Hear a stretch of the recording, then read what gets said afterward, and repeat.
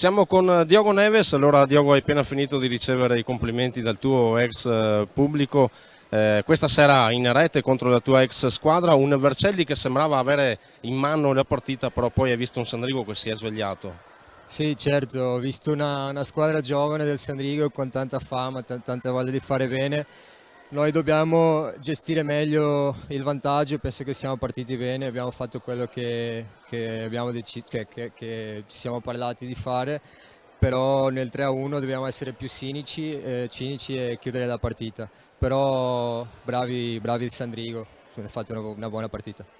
Abbiamo visto al momento, dopo 4 giornate, un Vercelli che gioca sicuramente bene, ha comunque anche lui i suoi alti e bassi. Adesso vi aspetta una prova importante, quella di sabato in casa contro la neopromossa Viareggio, che comunque sta ben figurando.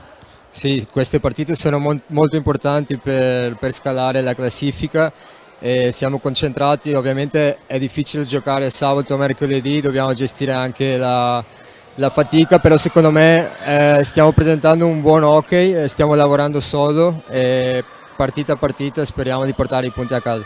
Grazie Diogo, in bocca al lupo. Grazie mille.